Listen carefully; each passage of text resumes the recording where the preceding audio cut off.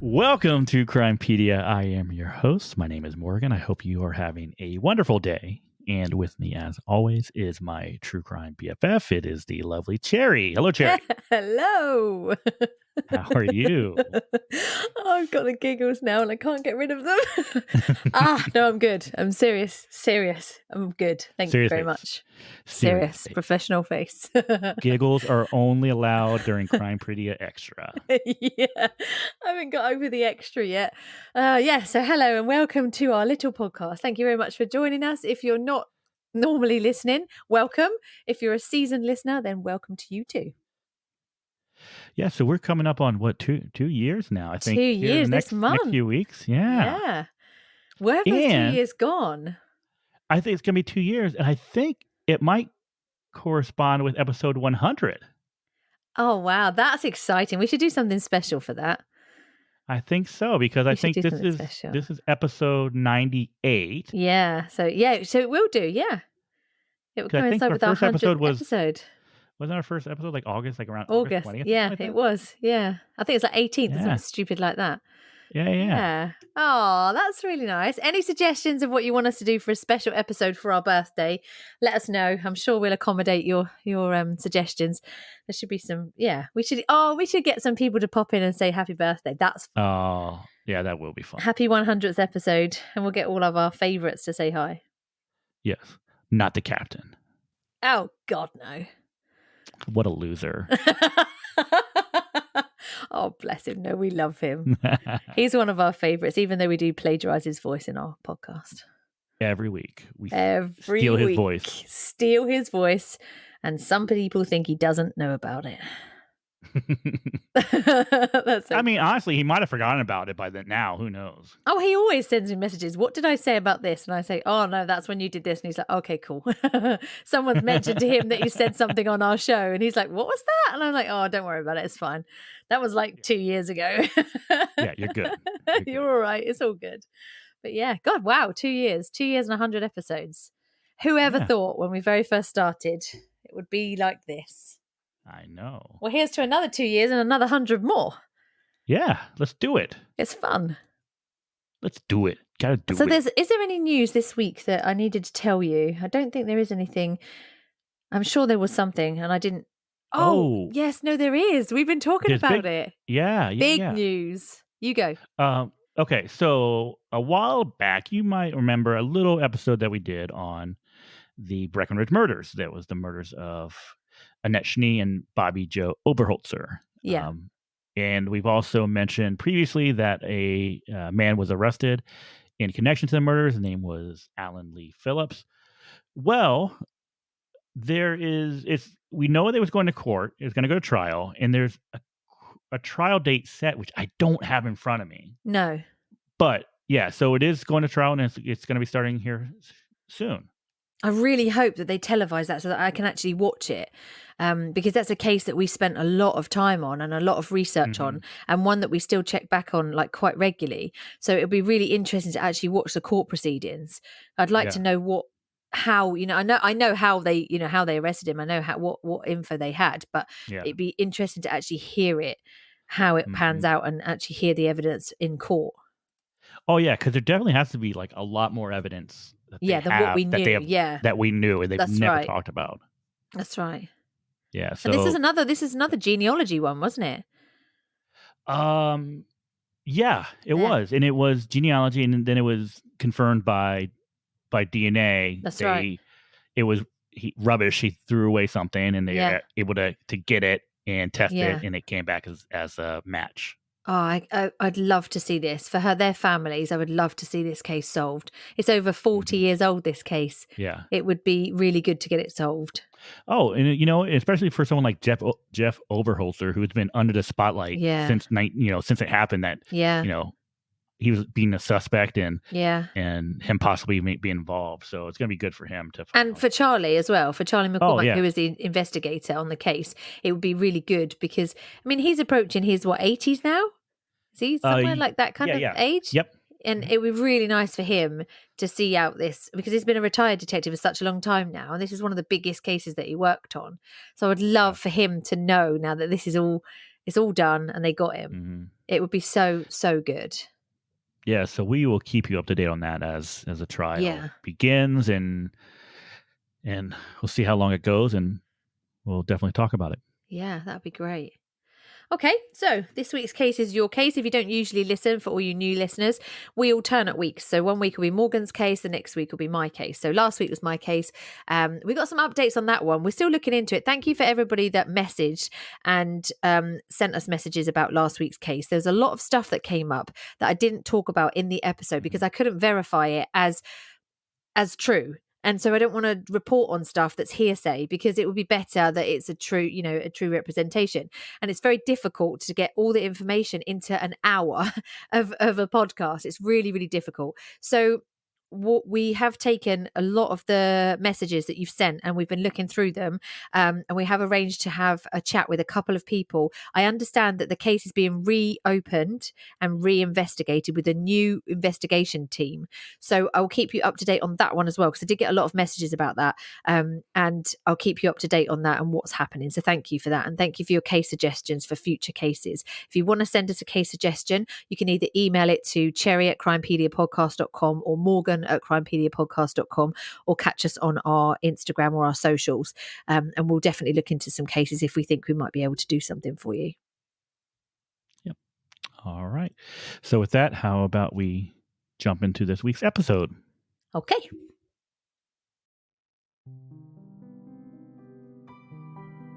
In the early morning hours of July 23rd, 2019, a 50-year-old woman would seemingly pull out of the driveway of her Wilmington, Delaware home for unknown reasons.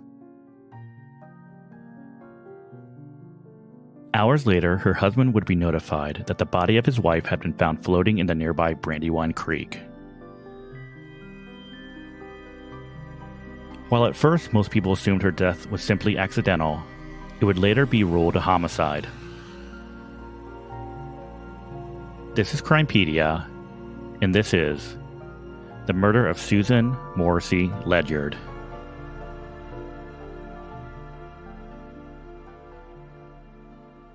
All right, Cherry. Susan Morrissey Ledyard was a 50-year-old woman from Wilmington, Delaware. She was a gifted English teacher at Academy Park High School in Sharon Hill, Pennsylvania, where she was respected by her peers and loved by her students. Susan did not have children of her own, but she would become a stepmother of 2 girls when she married Ben Ledyard in 2016. Now, Ben had been a long-time family friend and had gone to primary school with Susan's older sister. Susan and Ben would meet at a memorial for a mutual friend just a few years prior, and after they got reacquainted with each other, they became inseparable. Oh, that's nice. Now, Susan was very close to her family and had just returned home from a 2.5-week family vacation at a beach house in Stone Harbor, New Jersey on July 20th, 2019. Now, just after 9 a.m. on Tuesday, July 23rd, 2019, Ben was woken up by officers from the Wilmington Police Department knocking on the front door. They told Ben that they had just found Susan's body in the Brandywine Creek, as well as her abandoned car. Oh, no. Her body was discovered by a construction worker in the river, caught up in tree branches near the Northeast Boulevard Bridge. Approximately 90 minutes later, her car would be found parked on Walker's Mill Road, about 3 miles upstream from where her body was found. Susan's purse and phone were found inside the car. A lanyard with her school ID was hanging over the passenger seat.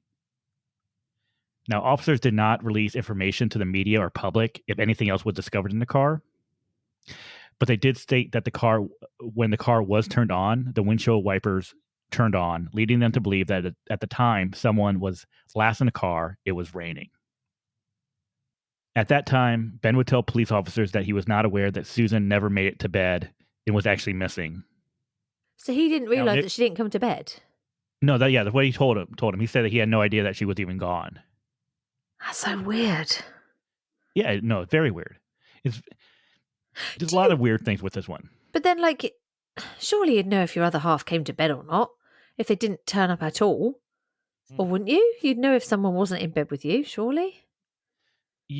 Although saying that, I don't know if my husband would actually notice. If I came to bed after him, I don't know if he would notice that I didn't actually come to bed. I don't think I would notice, but I don't think he would, saying that. Yeah, so. I think it depends on like if you're a deep sleeper or not, right? If you're a light sleeper, I think it'd be more difficult to believe that you didn't know that someone had gone in bed. When you wake up in the morning, surely you'd know their side of the bed hadn't been slept in. Surely that would give you an indication.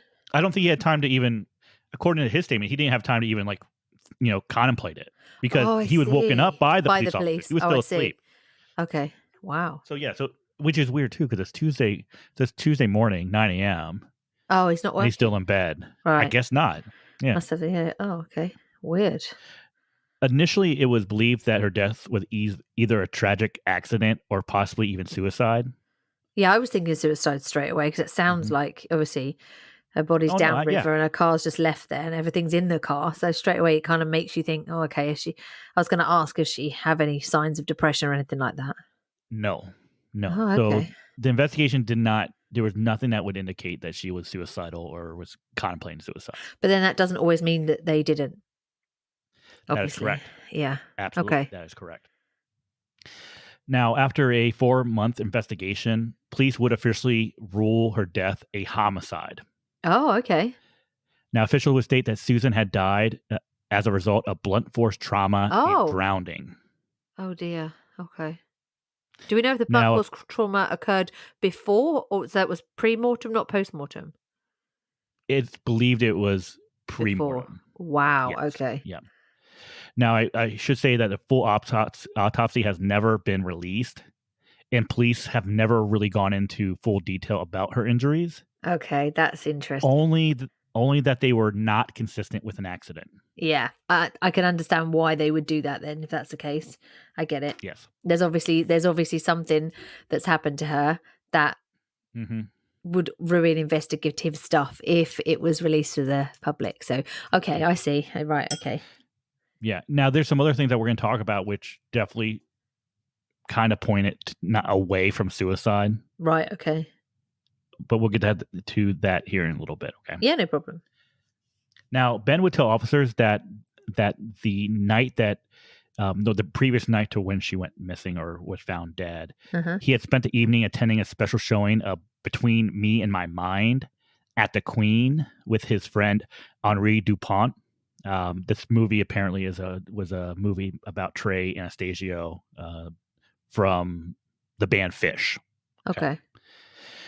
He said that he arrived home at around 11 p.m. and at that time Susan was sitting on the back porch drinking wine and texting on her phone. Ben would head to bed, telling Susan that he didn't want to stay up late since they were going to a Rolling Stones concert the following night.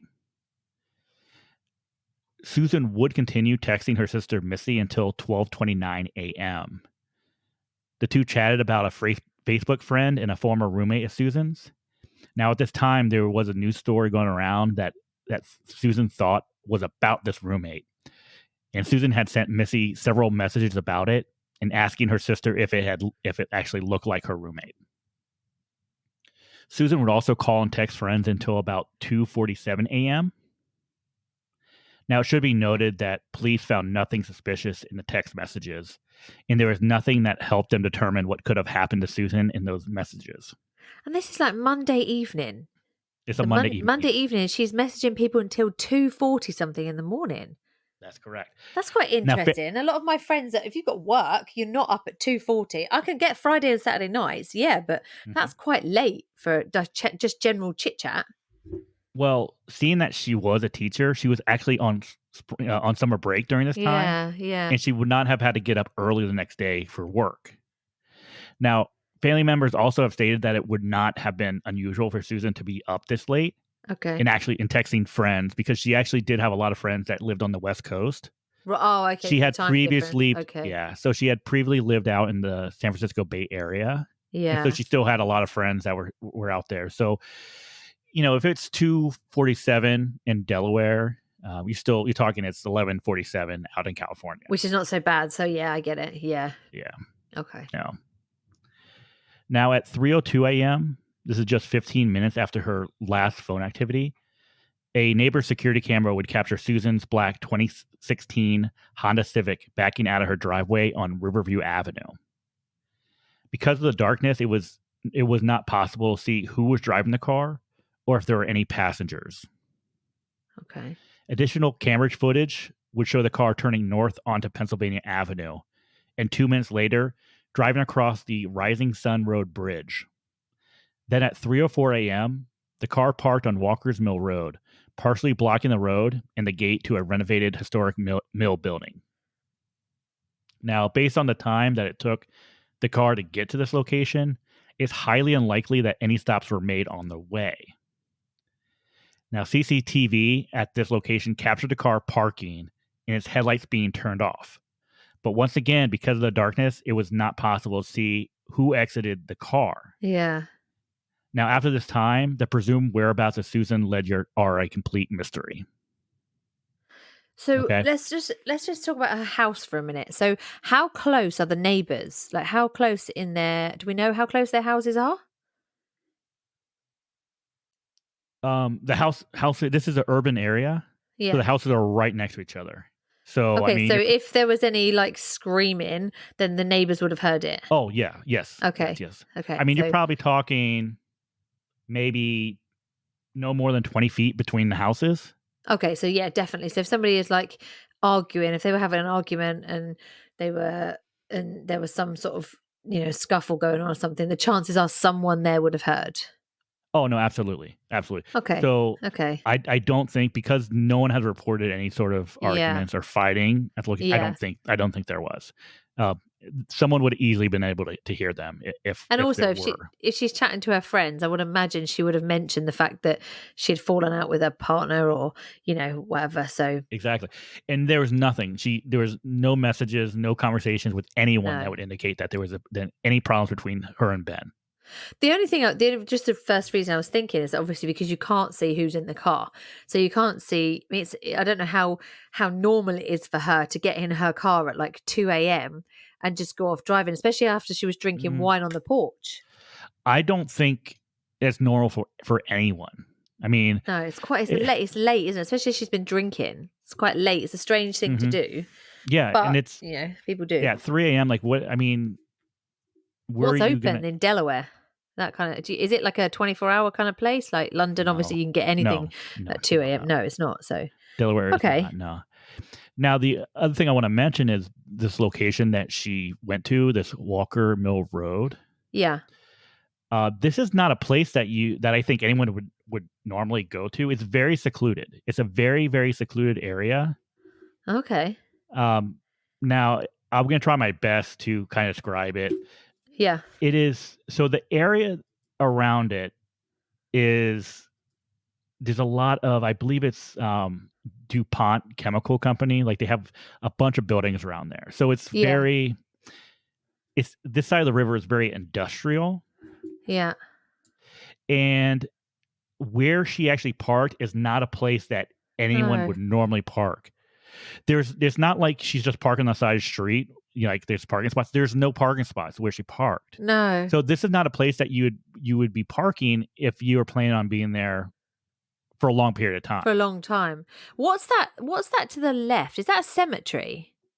Is that a huge cemetery? No, that is an old mill site. So it's a historic mill. Oh. And you see, so if you're at home and you're able to kind of Google this, what you want to Google is Google Walker Mills Road. So it's not even really a road. It's almost like a driveway. Yeah. So it's on the corner of this Walker's Mill Road and Newbridge Road. Where she parked was this entryway that goes into this old historic mill. Now you'll see, like on the Google Street View, you can't tell, but there's actually a gate. The gate's currently open. At the time, the gate was closed. And her car was parked, blocking this entryway and blocking the gate. It's a really strange place to just drive to, isn't it? When you look at it, it's a really strange... there's nothing really around there for her to go there for. Now, if you go and you go back towards the bridge, Oh, I was looking at a cemetery. That's why I was looking in the wrong place. Now I found okay. it. I was just looking. It says there's a Got it. grave of a senator or something. I was like, what? Oh. Now I found. Okay, so now I'm back near the experimental station. So Okay. yeah, I can Now, see. Yeah. so if you go back to like where the Newbridge Road kind of turns into the bridge. Yeah. Now there's like you'll see a road that kind of goes off to the left. Yeah. The problem with this is, once again, that road is gated. So she would not have been able to walk down that road because that whole area that goes down that road and like kind of up on this hill is all that experimental. Oh, I see. That experimental Yeah. buildings, the DuPont experimental stuff. Yeah. So she could not go over there. The only way she could have either walked up Newbridge Road, which leads really to nowhere, or she could have hypothetically walked back towards the bridge. Now, I'm thinking that they park there with the assumption that they're going to think, oh, she killed herself and she jumped off the bridge at this location. I was going to say that to you. Is it that makes it look like a suicide because it's right by the bridge? She's gone to somewhere where no one's going to see her car, and then she's walked down the road along that Rising Sun Lane and onto the bridge, and then it makes it look like she's jumped from the bridge. Exactly. However, police have stated that they do not believe that Susan went into the waters anywhere near where her car was abandoned due to multiple factors. There's a creek there, and I would imagine the body would get, because looking at the way that creek's set out, I would imagine the body would have trouble just floating down there. There's a lot of like rocks and stuff there. You are absolutely right. So in addition to some shallow water down this creek, there are numerous obstructions. There's loads. Yeah, loads. Between where this bridge is and where she was found, there are 3 dams. I can just see them. Yeah, I see. And there are numerous like rocks that like protrude out of the water. It would be very, very, I mean, I'd like to see how fast flowing this water is, but looking at that rocky area, as you come down the creek, you have the first little like dam that I just said to you about. Then you go around a bend and you've got another dam, and then you get to like a whole heap of rocks. And there's a lot there. That's got to be maybe, well, it's got to be like 400 or 500 feet worth of rocks. Easy. Yes. Yeah. So that's got houses looking out onto that as well. If you look there, there's a big row of houses there from Brandywine Falls Road. Yes. There's all houses there that look out onto that. I know it was early hours of the morning, but how long did it take for her body to get all the way down to where it was found? Well, okay. So the body was actually found at approximately 7:34 a.m. So we're talking only 4 about hours, 4.5 hours. Yeah. Yes, that's correct. Now you would think, okay, yeah, you have 4 hours, 4.5 hours for it to float downriver. There's a problem with this. Okay? Yeah. Police were able to determine that Susan Ledyard was alive until 7 a.m. Oh man. Okay. Now this is because Susan at the time was wearing a Fitbit watch. Oh, so it can track her heartbeat and heart rate and stuff. Data from the watch recorded a pulse up until 7 a.m., at which time there was no additional data recorded. Now, unfortunately, her Fitbit was not equipped with GPS, so police were unable to determine where Susan may have been before 7 a.m. 7 a.m. Okay. Now, in addition to this, they were able to determine that between 3:04 a.m. and 7 a.m., Susan had walked just under 1 mile in this 4-hour period of time. There was nothing wrong with the car then, so the car didn't run out of gas or anything like that? The car was fine. Oh, wow, that's so strange. Yeah. That's really weird. Yeah, really weird. And what about her mobile phone? Was there any activity on it at all? Not after the last text. So her phone was left in the car. Yeah. Phone was left in the car. How weird is that? Why would you go and park your car up, get out, not take your phone, and then just walk around? Here's the other thing too. Where her car was less than a mile from her home. There was no reason. Strange. No. So if she was like, I want to go out for a walk, there's no reason for her to drive to this location for a walk. So weird, isn't it? That's what a strange thing. So we're thinking then that she didn't enter the water where her car was and float down the river after being killed. No. Okay. Mm-mm. Mm-mm. Okay, so maybe she met someone. Maybe she met up with someone, but then I don't see how she would if she's not used her phone to arrange a meeting with somebody. Exactly. So I find that strange that she would meet somebody. Could she have pulled over to help somebody? Could she have given someone a ride? It's possible, but here's the thing. CCTV caught her car at that location. Yeah. But there was no other vehicles. It was not noted that any other vehicles were in the area. So that then rules out the fact that she's followed someone in a car or helped someone in another car. What if she's picked someone up? Because they can't see any passengers in the car or the driver of the car. So what if she's picked somebody up and is going to drop someone off there? The CCTV doesn't catch anyone getting out or in the car. But that doesn't mean to say nobody gets out the car. Because obviously they do, because she's not in the car anymore. That's correct. So could it be that she picks up somebody she knows? It's very possible, yeah. Because, I mean, the likelihood of someone... I mean, what's it like there for, like, picking up hitchhikers? Is that somewhere... Is that town somewhere you'd pick up a hitchhiker because everyone knows everyone, or... No, I don't think she would have picked up a hitchhiker. So the chances are then, looking at this, it could be somebody she knew she picked up and gave someone a ride. Because you wouldn't hesitate. If you saw someone you knew at the side of the road at 3 a.m. walking, you would... Oh, hey, what's wrong? Do you want me to give you a lift? That works, but that's why I was wondering about the whole hitchhiker thing. Could it be that she'd pick up somebody she didn't know? Chances are, like here, a lot of people do pick up hitchhikers where I live, but maybe not more nowadays, not so much. But when I first moved here, people wouldn't hesitate picking up a hitchhiker, whereas now it's a bit different. But I wasn't sure if it was one of those towns.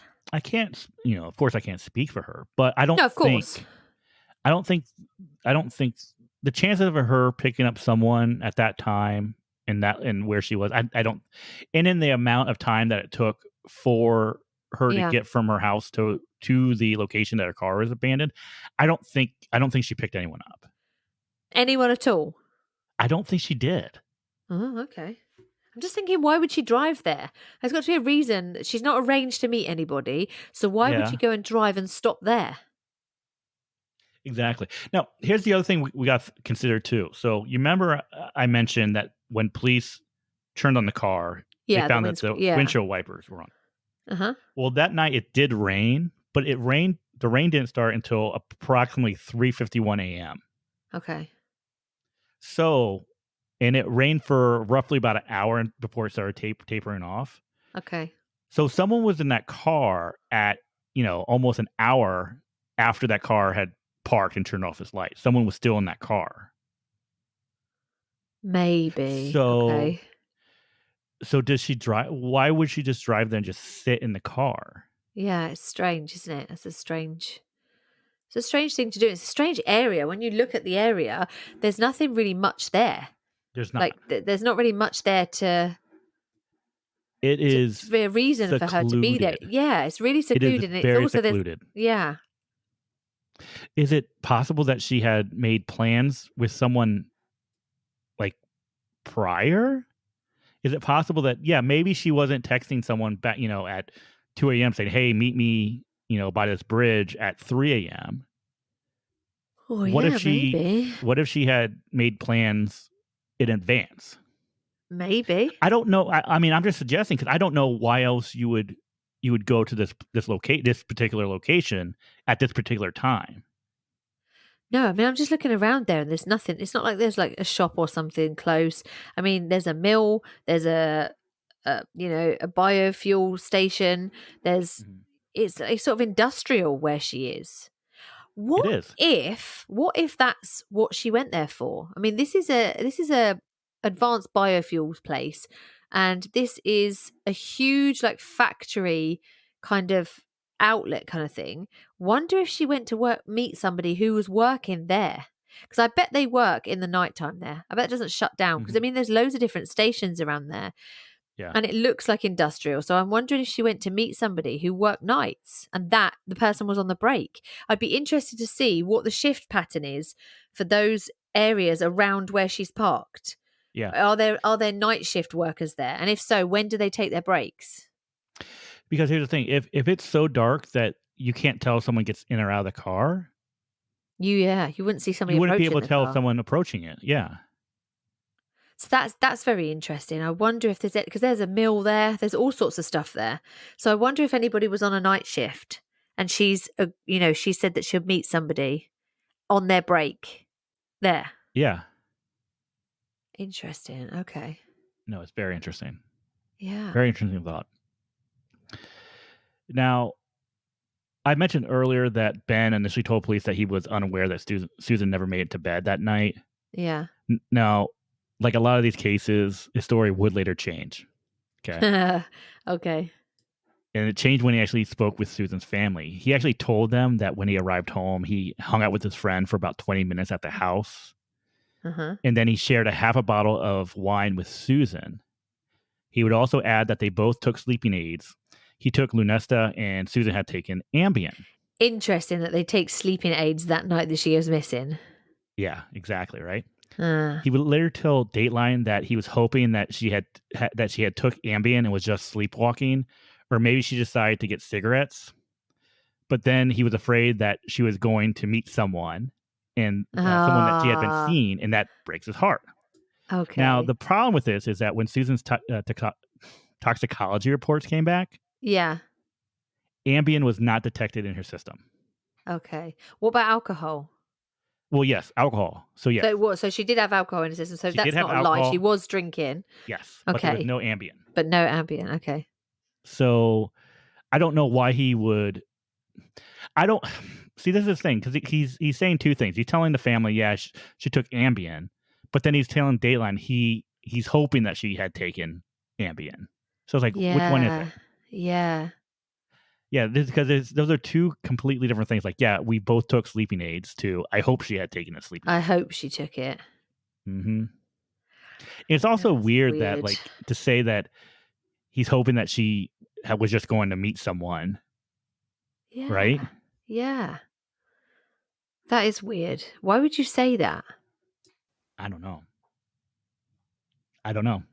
That is really strange. Yeah, this case is quite strange, to say the least. Yeah, it is. Straight off the bat though, I don't believe what he's saying. No, it just, I don't know. There's just something about it that just doesn't make sense. It doesn't line up enough for me. The fact that, he went to bed and left her on the porch, and then now all of a sudden he shared wine with her and then took sleeping aids. It seems strange that, when you're drinking wine, do you want to go and have sleeping aids as well? Usually, no. Do people exactly? Because usually wine will relax you. So I just find it a bit convenient that his story has changed a little bit. I find that a bit convenient. Well, do you want to hear some rumors that might make your ears perk up? Definitely do. Okay. Now, there are rumors that could be deemed suspicious about Ben. Okay. Of course. Now, first, after the murder, Ben left the area and is no longer in contact with Susan's family. Okay. Weird. Yeah. Which is very weird, seeing that he's been friends with the family since he was a child. So and they've lost a loved one together. Exactly. Okay. So that's always weird. But yeah, people grieve differently. Okay. Got to give it to him. Maybe he just can't handle it and he just needs to get out of the area, and talking to the family just brings back terrible memories, or, memories that hurt. So he just avoids it. Maybe that's it. Okay. But he also started dating a woman named Stephanie shortly after the death of Susan. Okay. Shortly? What kind of time frame are we talking? Within months. Months? That was a bit quick. Okay. Very quick. Okay. Now, Ben and Stephanie would actually get married last September, so September 2021.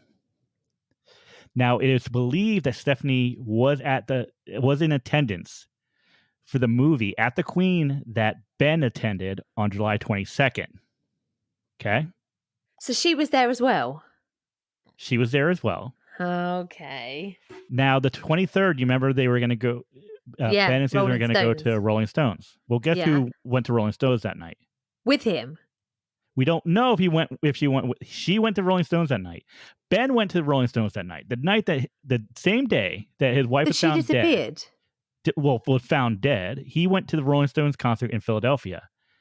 Stephanie was there as well. No. So his wife's found dead that day. Mm-hmm. So that evening, he decides to go off to a Rolling Stones concert. Yes.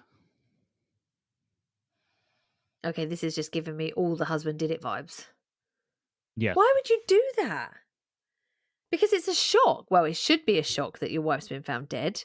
So why would you then think, oh yeah, I'll just go to the concert because I don't want to miss it.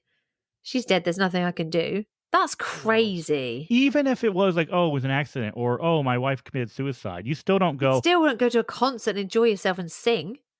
Exactly. I'd be hauling that guy's ass back into jail to talk to him about this, I think. You talk about something. And so who did Stephanie go with? Do we know who accompanied her to that Rolling Stones concert? We don't. We do not. Okay. We do not. It should also be mentioned at this time, Stephanie did have a condo, which was right along the Brandywine Creek, just upriver from the Northeast Boulevard Bridge. No. So could it have been that she went to confront Stephanie? Is it? I mean, yeah, it's definitely possible. And then somebody else drove her. Then somebody else drove her vehicle up and parked it up the top to make it look like she jumped in the water. There's still a lot of things that are strange about this case. Yeah, it's very even frustrating. If it was right. Yeah, because there's still this 4 hours period of time. Yeah, like what's happening for 4 hours. Now, we talked about the Fitbit. We talked about it was registering a heartbeat, a pulse. Yeah, until like the only thing of note was about 45 minutes before 7 o'clock when it stopped. There was an elevation in her heart rate. But besides that, there was nothing else. There was nothing like that was. She could have been arguing then. She could have been. So I think there's a few different questions that need to be answered. It's like, okay, first off, why did she go to this location that she went to? Why did she go to this Walker Mills Road and park there? That's one. Two, how did she end up in Brandywine Creek and down by the Northeast Boulevard Bridge, 3 miles downstream? What happened? What was going on in that 4 hour time frame that's really unaccounted for? But the time frame of her last reported activity on the Fitbit and the time of finding her in the creek, how long was that? 34 minutes. Okay. So do we have anybody that can verify the fact that Ben came home when he said he did? No. It depends on the only person that could verify it would be his friend that he went to the show with, that movie with, right? So he knows for definite he went home at that time and got into bed. He doesn't. He knows that he went home, but he doesn't know that he got into bed, obviously. But here's the thing. Ben's story changed because at first Ben went home and he just went straight to bed. Yeah. Then the second story was I got home and me and my friend, Henry, we hung out for 20 minutes.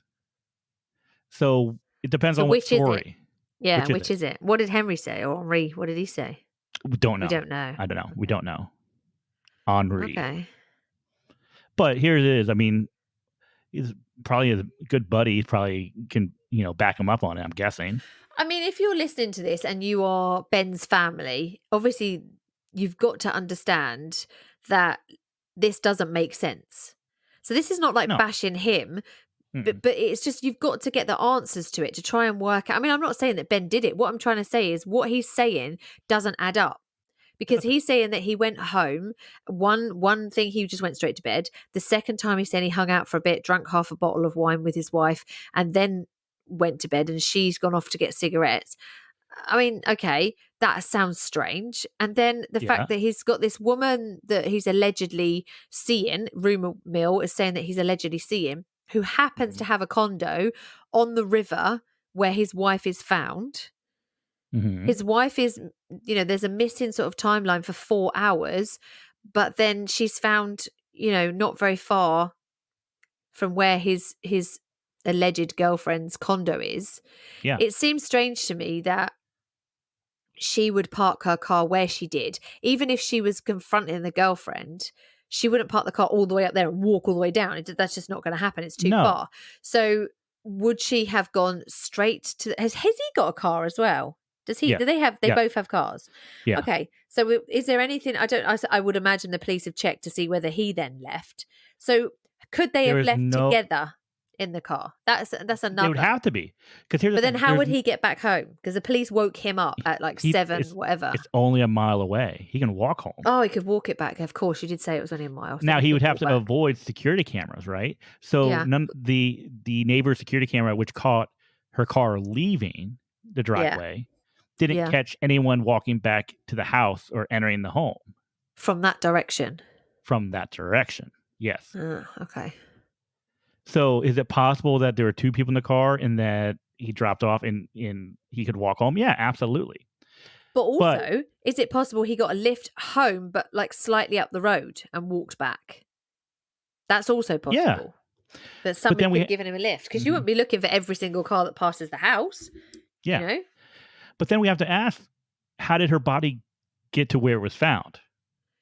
Is the girlfriend's condo in between where her car was found and where her body was found? Or it is? Okay. So it starts pointing more and more and more towards that kind of thing, doesn't it? That the girlfriend is involved somehow. Yeah. Okay. So I really think that there's three theories of thought that in this case, that could have happened. Yeah. First is death by misadventure, which I think we can eliminate.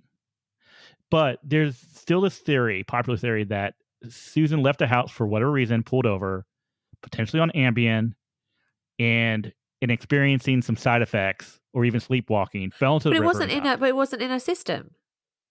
Exactly. So that we can rule that one out. We can rule that one out.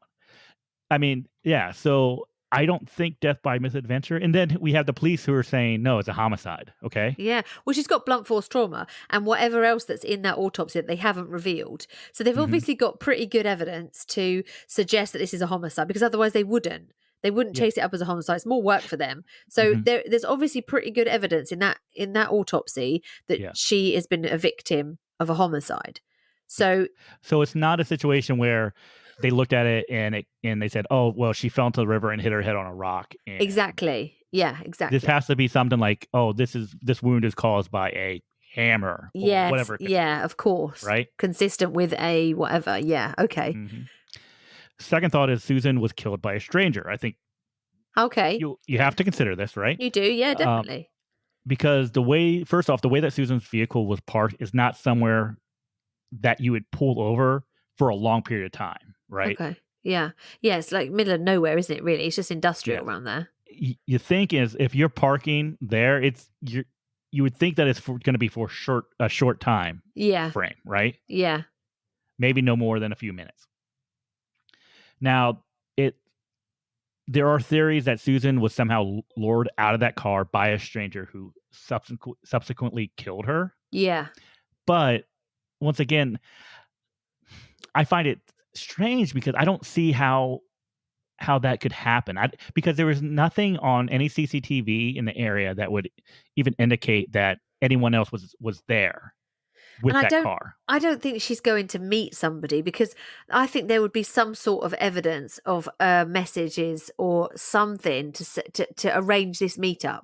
There'd be phone evidence or something that she's arranging, because I mean, she's going to have to be talking to this person somehow. Mm-hmm. So whether it not be that night, even if she did arrange to meet somebody and say, look, I'll meet you on your break or whatever, they're going to have to have talked. I mean, you don't have a relationship or start a relationship with somebody and have absolutely no communication whatsoever. Right. And it doesn't work like that in real life. People do send each other sneaky little text messages. When you're infatuated with somebody and it's a new relationship, you want to talk all the time. So I can't believe for 1 minute that she's not communicating whatsoever unless it's physically face to face. I don't believe that. I would be interested too in seeing if this is something that she had done previously as well, right? Yeah. Is this a situation where, because if the CCTV caught her once at 3:00 in the morning parking, yeah, I mean, is there any way to go back and look to see, like, okay, this is something that she's doing, which would point more to her meeting up with someone at that location, right? And that goes into the third thought, which I think is the most reasonable, is that she was murdered by someone that she knew. Okay. Yeah. Now, of course, statistically speaking, this is the most likely explanation. Of course. Yeah. That she wasn't some random target but was killed by someone she knew, and probably someone that she trusted, right? I mean, like, statistically, isn't it something stupid like 90-something% of homicides is someone you knew? Oh, yeah, I'm sure. I don't know, of course, off the top of my head, but yeah, I'm sure it's something like that, right? I think it is. It's something like that. It's really, really high. The percentage is really high. Yeah. Now, we've mentioned this before, but there has been no evidence ever found which points to Susan possibly having an affair or meeting with someone on the night of her murder. Because of this, a lot of times suspicions would fall on the boyfriend or the husband of the victim, which is very understandable.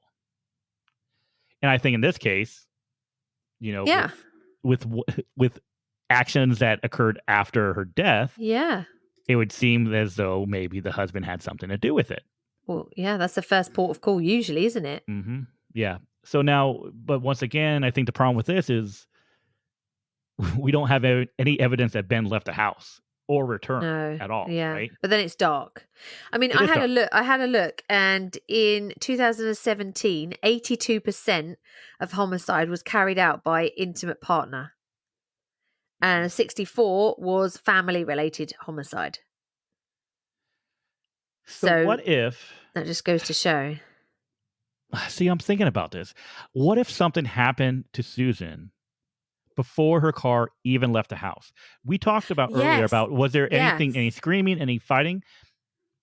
Just because there was no screaming and fighting doesn't mean something didn't happen in the house. That's right. But I mean, it'd be very unlikely that, unless he was waiting in there for her to come in and just whacked her on the back of the head or something, it'd be very unlikely that just happens like that, unless she came in and he was in waiting for her. I mean, they aren't, possibly are they just sitting there having a civil conversation? He just got up and whacked her? I don't know.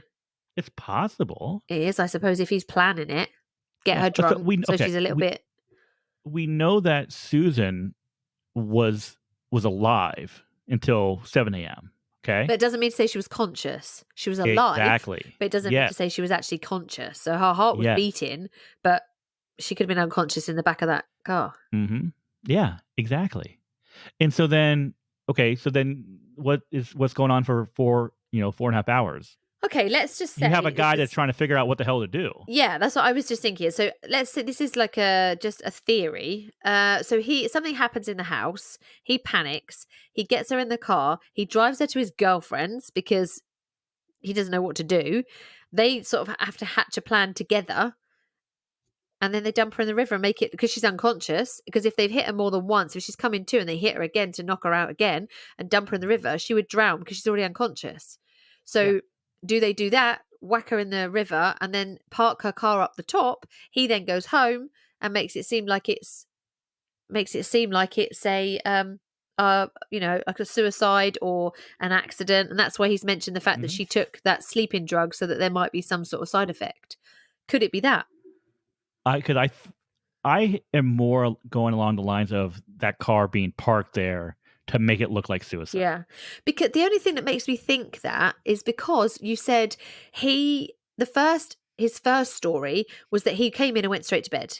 His second story, when he's had a little bit more time to think about it, is that she's taken something, which could then explain why she was sleeping a bit out of sorts. And I wonder if he's had a little bit more time to think of something that's a little bit more plausible. And that's why he's come up with we took this together and we were going to go to sleep. She was drinking, because he's mentioned she was drinking. So it sounds to me like he had the first story in a bit of a rush, and then the second story he's had a little bit of time to think about it. I mean, you can't deny the fact that the day your wife is found dead, that you're not expecting, you can't deny the fact that going to a concert is odd. It's very odd. It doesn't make you a murderer, but it's strange behavior. And the fact that makes you're you it makes you have, maybe questionable behavior. Well, yeah. Behavior, yeah. So it's questionable that somebody who would be in shock at the death of somebody so close to them would then just go off to enjoy themselves at a concert. Mm-hmm. And it's also very questionable the fact that she's also at that concert. It's very strange that she was at the play or the movie that you went to see, yep.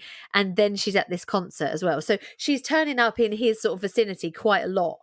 So it is very strange. I mean, I wonder that if she had found out about him and Stephanie, mm-hmm. I think she would have confided in a friend.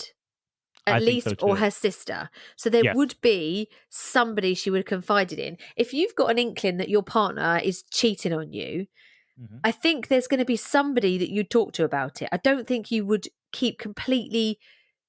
There would be suspicions. You would talk to. I mean, for women, I can only talk for like the way I would behave. I would have to confide in somebody to say, "Look, am I going mad? Is this suspicious to you, mm-hmm. or am I just overreacting?" And with knowing how close she was to her family, I think exactly she would. To her, I think she would too. So she just spent like 2.5 weeks on holiday with her family. Yes. Was he on holiday with them? I don't know. Okay, I don't know if he was or not. So there's, I wasn't able to find anything that would indicate if he was there with them or not. So I wonder if they were having like a few problems, but then I'm sure the family would have come forward to say they were having a few problems, and so she just needed to get away. That's why we were on vacation together. Mm-hmm. Because I mean, you go on a family vacation without your husband. If he's working or whatever, okay, it's understandable. But if it's not, and that you're getting away because you need some time, the family would use a sister would. I guarantee a sister. She would have spoken to the sister about it. Yeah, I think so too. So I'm not sure that she was suspicious of what was going on with him. So maybe she was completely in the dark. Mm-hmm. But I find it strange that she would just go out at that time in the morning and park her car there for no reason. There's nothing around there. There's no shops.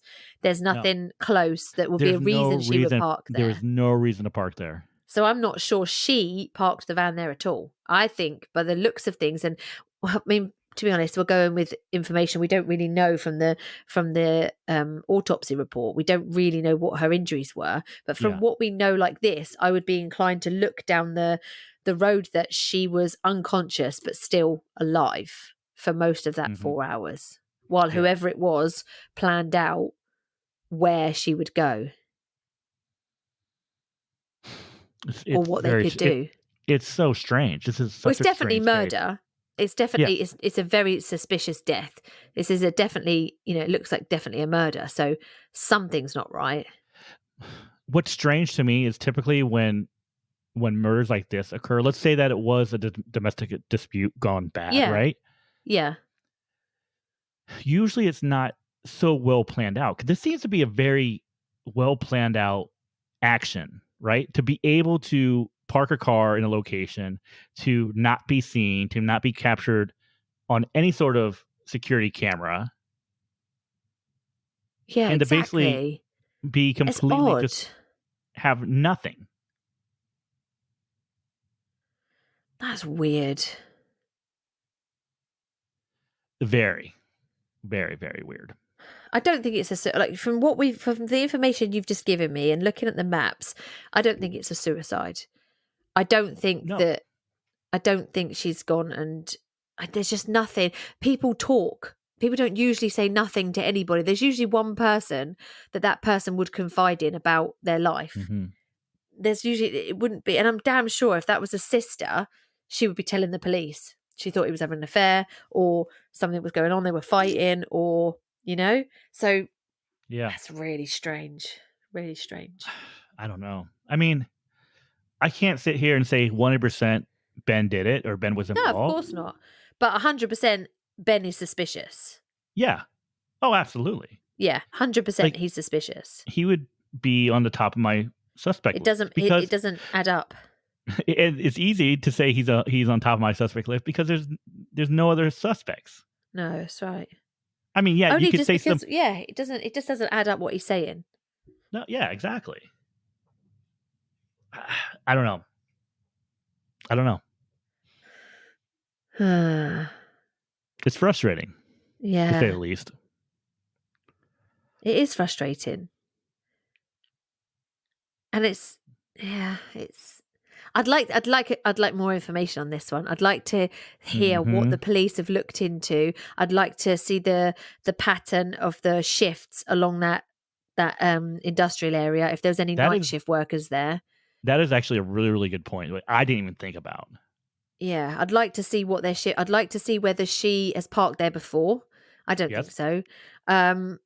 I would like to see if he has been there before, because it's got to be a road that he knows or she knows, or, whoever this person is knows.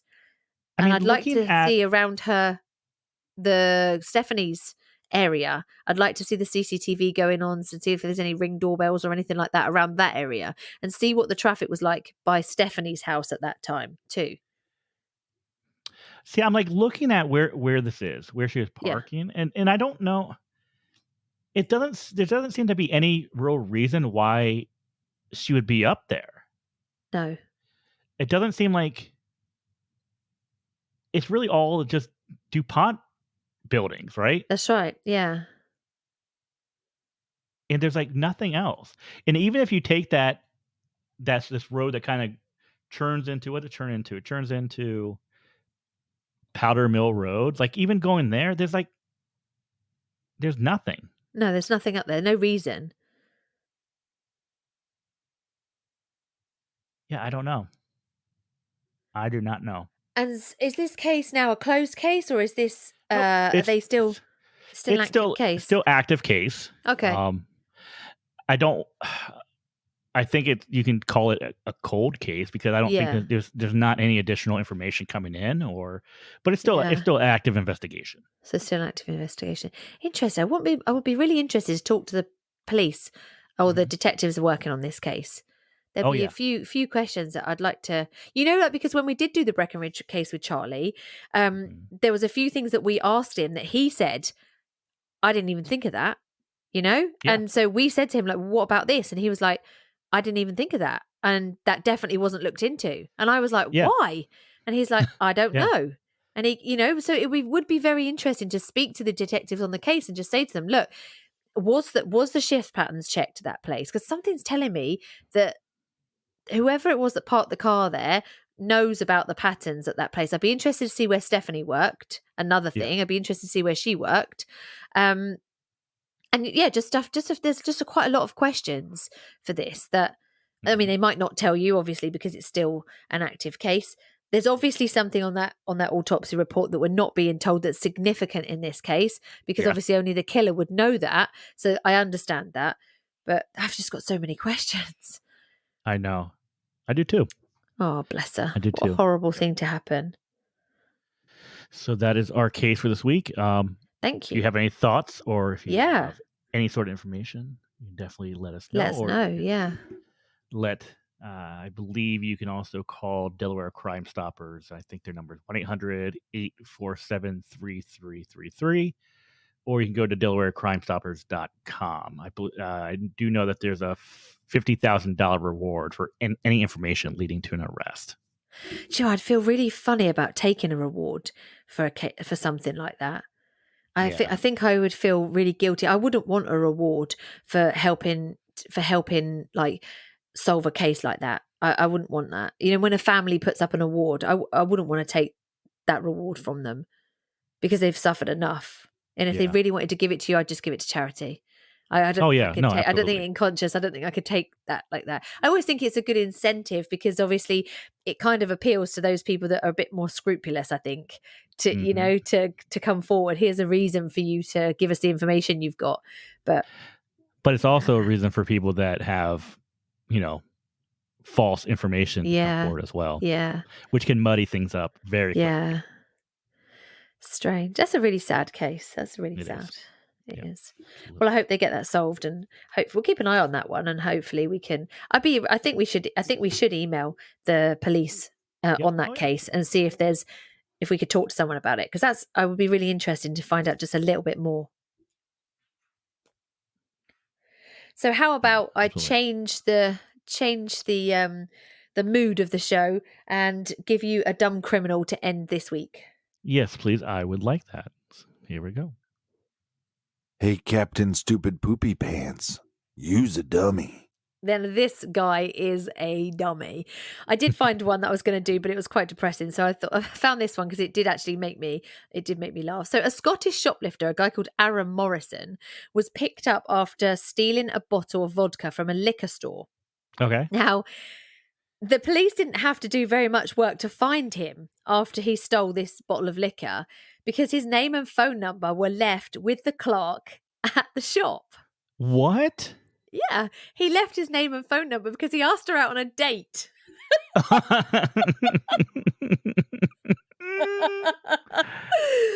know. What an idiot. No. So he gives her his name and his phone number, asked her out on a date, and then I don't think this is the first time. This is not the first time this has happened on one of our Cape Dumb Criminals. It's not. Why do people do this? They do. You know, they leave their name and address in a bank when they're robbing it, or they ask for the money they've just stolen to be put into their account. Hello. So, this made me laugh. It just made me laugh. Bless him. So, yeah, he did get arrested. Oh, I like that. How stupid. Do we know? Did he get the date? I don't think so. Sadly. No? It didn't work. Oh. So. Wasn't her cup of tea. I don't think he was, no. I wonder if she got the wine though, or the liquor. I wonder to give her that instead. That just really made me laugh. Why would you do that? Do you think he just didn't think about it? You know, didn't think. He's asked her out on a date, got a bit cocky, and she's like, oh, okay, no, thank you, or whatever. And he's going, fine, I'll just take the liquor anyway. You know? Or what if she was like smart enough to say like, okay, I don't want to date this guy, but like, yeah, sure. What's your name? Name, number. Maybe, yeah. Let's go with that. That she was the smart one. She was the clever one. Yeah. The dumb criminal. Let's go with that one. Amazing. Oh, I thought that was great. So, yes, that is our dumb criminal for this week. If you've got any suggestions, we did have a few suggestions for dumb criminals. So, if you've got any suggestions for dumb criminals, just give us a shout on our social medias and we'll read them out because they are quite good fun. There was something else I wanted to tell you. Oh, yes, we took part in another podcast last week, which was really fun. So that's come out now. So this was Gavin Fish's My Favorite Podcast. So if you just go into like whatever store it is that you listen to your podcasts on and just have a listen for My Favorite Podcast. We were lucky enough to be not really interviewed, but it's like a chat. So you probably find a bit more about us outside of our podcast. And we talked about so much stuff, didn't we? Death penalty. We talked about all sorts of different things. So it was a really nice chat. I think it actually lasted about 2.5 hours, but I think he's probably had to edit quite a bit out of it. But if you fancy doing that, he's talked to a lot of podcasters now. I think we were the second podcast that he did. I think so.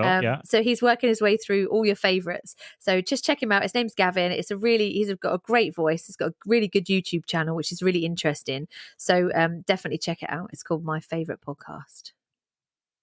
Wonderful. I think that's it for it. So thank you once again, Sherry. No worries. And we'll be back next week. So for now, be nice. And bye.